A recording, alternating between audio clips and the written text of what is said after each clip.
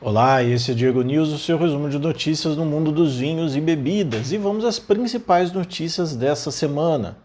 E mais uma semana com a política influenciando as notícias no mundo do vinho. Essa semana, o presidente dos Estados Unidos, Donald Trump, voltou atrás na ameaça de aplicação de tarifas contra os países que propuseram apoiar a Dinamarca com envio de tropas para a Groenlândia. Porém, o estrago em parte já estava feito. O Parlamento Europeu suspendeu a aprovação do acordo que havia sido negociado pelo bloco com os Estados Unidos no ano passado.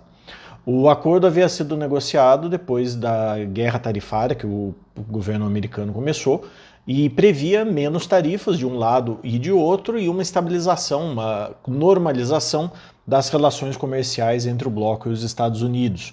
Porém, o Parlamento Europeu suspendeu a aplicação.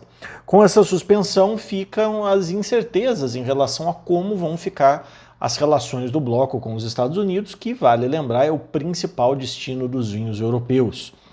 Além disso, ainda teve uma nova ameaça por parte do presidente americano, que voltou a jogar no ar a proposta de taxar em 200% os vinhos franceses, em resposta à recusa do presidente francês, Emmanuel Macron, de participar do Board of Peace criado pelo presidente americano. Ao longo do final de semana, ainda houveram novas ameaças de novas tarifas sobre o Canadá, caso o país feche acordos comerciais com a China, o que deixa, como eu disse, todo o comércio internacional de vinhos e bebidas aí em suspenso, sem ninguém saber exatamente para onde vão as coisas, o que vai acontecer. E falando em acordos atrasados, o acordo entre o Mercosul e a União Europeia, que passou mais de 20 anos em negociação, também foi atrasado pelo Parlamento Europeu. No caso, o Parlamento Europeu não paralisou a aprovação, apenas solicitou um parecer da Corte da União Europeia em relação ao acordo, para atestar que o acordo ele está de acordo com todos os tratados do bloco de países. A questão é que, para que a Corte da União Europeia dê esse atestado, isso pode levar alguma coisa entre 18 e 20 meses, ou seja, o acordo fica aí paralisado por quase 2 anos. O setor do vinho, em particular, representado pelo Comitê Europeu das Companhias do Vinho, protestou, alegando que a demora mantém limitações para os vinhos europeus acessarem outros mercados, aqui na América do Sul, mercados que são estratégicos para o bloco no momento de tantas incertezas na economia global. De outro lado, agricultores de vários países do bloco comemoraram porque vão ter mais algum tempo sem a concorrência da agricultura daqui da América do Sul, daqui do Mercosul. E falando em vendas complicadas para os produtores europeus, o CIVC, o Comitê Interprofissional dos Vinhos de Champanhe, divulgou resultados de 2025, atestando que a venda de champanhe foi a mais baixa desde 2001, tirando aí, claro, o ano da pandemia. Em 2025 foram vendidas 266 milhões de garrafas, uma queda de cerca de 2% em relação aos 271 milhões e 400 mil garrafas vendidas no ano de 2024. O menor número desde 2001, tirando os 245 milhões de garrafas de 2020 e 18% abaixo do recorde que foi atingido em 2022, quando foram 325 milhões e meio de garrafas. O maior declínio foi no mercado interno, dentro da França, com cerca de 4 milhões de garrafas a menos, com um declínio de apenas 0,8% nas exportações. O mercado francês, mercado interno, vem enfrentando dificuldades econômicas e políticas, o que abre espaço para ganho de champanhes non-vintage, que vem tomando espaço das cuvées de valor mais alto, além de um crescimento expressivo de Prosecco, que hoje em dia já é um dos espumantes mais vendidos na França. E uma aparente falha na aplicação de fertilizantes levou uma vinícola que pertence à cidade, ao município de Viena, a perder a certificação orgânica. Pois é. Só que, além disso, parece que ainda assim alguns vinhos foram comercializados com o selo de orgânico, selo que já não era mais válido. Em 2024, um funcionário da vinícola teria aplicado um fertilizante não orgânico, sintético, em uma parcela de 30 hectares, o que representa metade da área de vinhedos da Koblenz, que é uma vinícola que pertence, como eu disse, à cidade de Viena, o que levou à perda dessa certificação. Os vinhos que foram encontrados no mercado são da parcela Bisamberger, que é justamente a parcela onde foi feita a aplicação do fertilizante sintético por esse funcionário, e teriam sido encontrados em lojas online à venda, mas já foram recolhidos desde então. A vinícola já iniciou a reconversão para orgânico, mas o certificado não sai antes de 2028, porque é um processo de 3 anos até uma nova certificação. Até lá, a perspectiva é de uma perda de até 1 milhão de euros em faturamento, em função da diferença do valor alcançado no mercado na venda do vinho orgânico ou não orgânico, prejuízo significativo causado por um equívoco do funcionário da vinícola. E o fechamento de uma das mais antigas vinícolas da Califórnia evidencia uma crise pesada no setor do vinho americano. A Constellation anunciou que encerrará as operações na Mission Bell, uma vinícola localizada em Madera County, especializada em vinhos de volume e de baixo custo.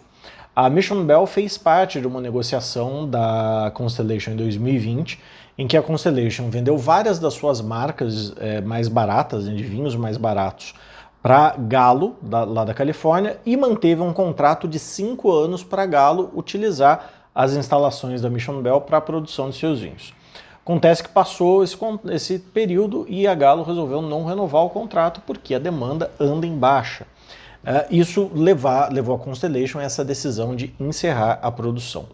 Produtores de uva em todo o país vêm relatando dificuldades para vender os seus vinhos. E isso não só na Califórnia, mas também em estados como Oregon, Texas e Nova York.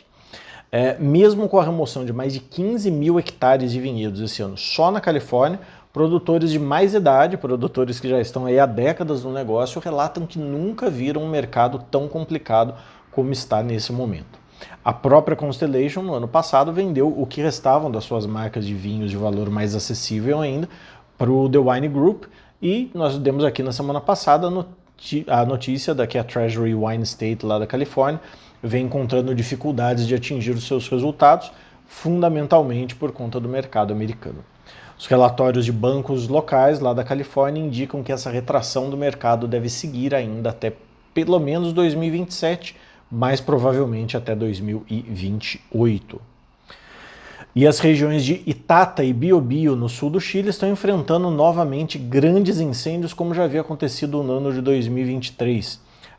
O governo chileno decretou estado de catástrofe e as autoridades estão se mobilizando no combate às chamas, que já mataram mais de 20 pessoas.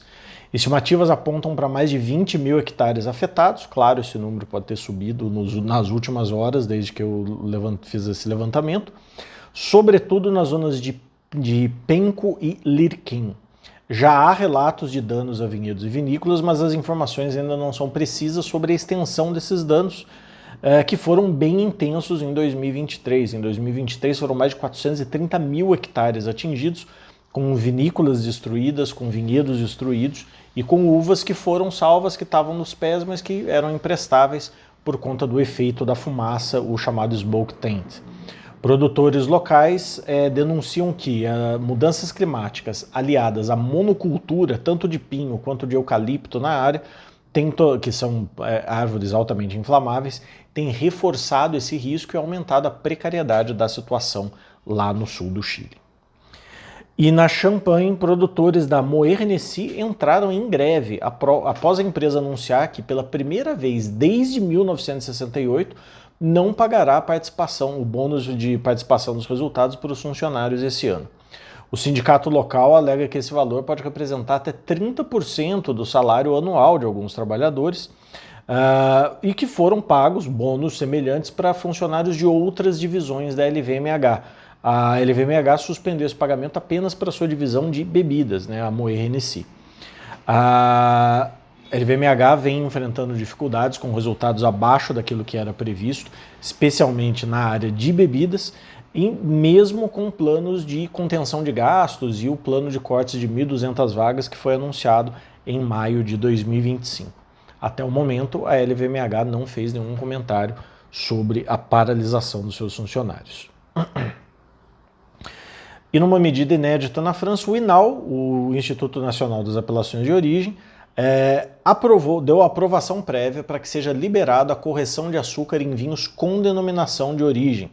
A medida permitirá o uso de produtos baseados no mosto de uvas da própria região, como forma de preservar o terroir, para ajustar o açúcar nos vinhos para níveis de até 9 gramas por litro, desde que haja acidez para acompanhar e para garantir o equilíbrio.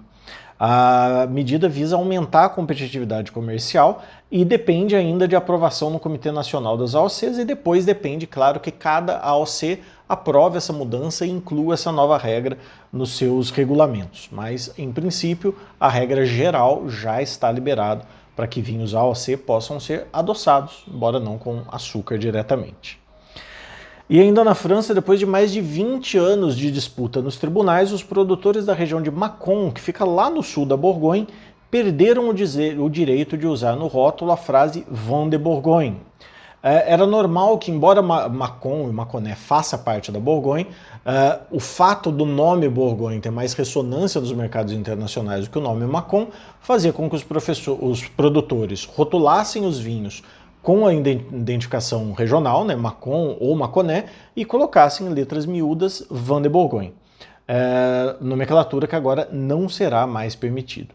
Alegações da região dão conta de que a proibição afetará sobretudo pequenos produtores que terão mais dificuldade em encontrar espaço no mercado.